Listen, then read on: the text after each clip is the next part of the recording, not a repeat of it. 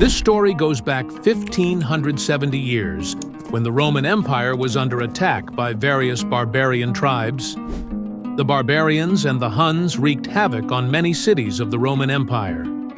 The people living there wanted to escape to save their lives, and they left with only one option: the isolated and marshy islands of the Venetian lagoon. But the islands were located in soil-filled coastal lakes, where the soil is so soft that even a human could barely stand on it. Despite all the challenges, these people not only made this place their home, but also performed remarkable feats of engineering, constructing buildings, canals, and even bridges.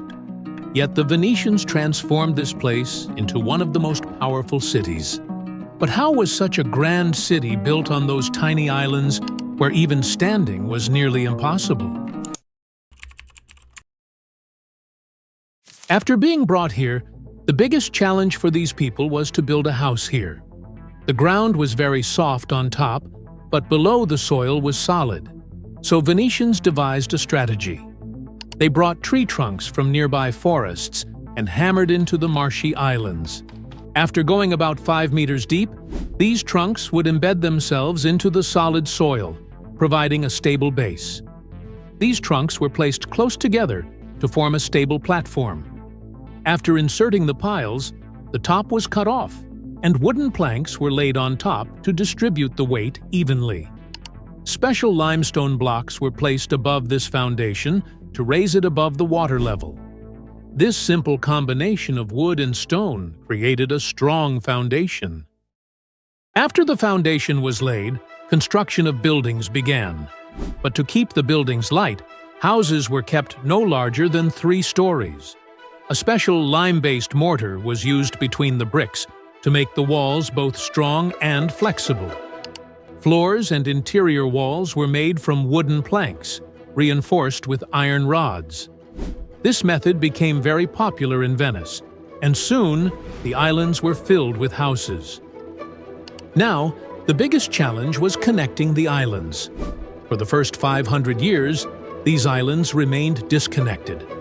However, as the population grew and trade boomed, the need for a business hub, known as Rialto, became apparent. To connect Rialto, the first stone bridge in Venice was constructed using a similar method that had been used for building the houses.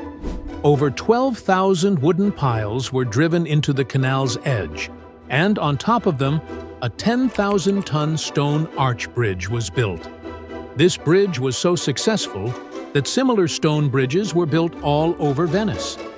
Today, these bridges still stand strong, supporting the weight of the people crossing them. Living surrounded by water presented a paradox for the Venetians. They had an abundance of salty seawater, but no fresh water to drink. Initially, they transported drinking water from the mainland in barrels, but as Venice's population grew, this became unsustainable. Ingenious as ever, the Venetians devised a solution to collect and filter rainwater. They dug large wells on the islands, lining them with waterproof clay to prevent leakage. Around these cisterns, layers of sand and stone acted as natural filters.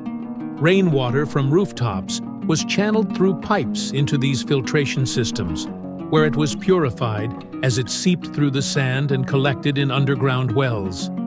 This method ensured a consistent supply of clean drinking water, even in the heart of the salty lagoon. Over time, Venice built over 600 of these wells, with 10 to 12 houses sharing a single well. Venetians created a masterful solution to provide fresh water to their growing city.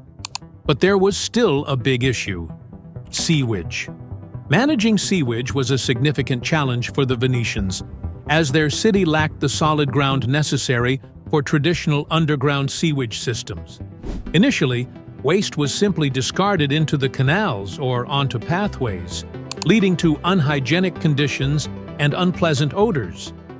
To address this, the Venetians engineered a clever solution using their tidal environment.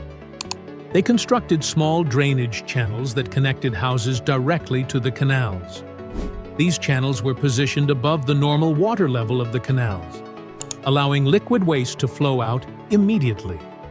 Solid waste, however, would remain in the channels until high tide, when the rising seawater would sweep it into the canals and carry it away. The tidal flow, which occurred twice daily, also naturally flushed the canals, ensuring cleaner waterways. Remarkably, this rudimentary yet effective sewage system, combined with the disinfecting properties of saltwater, has sustained Venice for centuries and is still in use today. However, Venice is gradually sinking due to natural processes, sinking about 1 to 2 millimeters every year.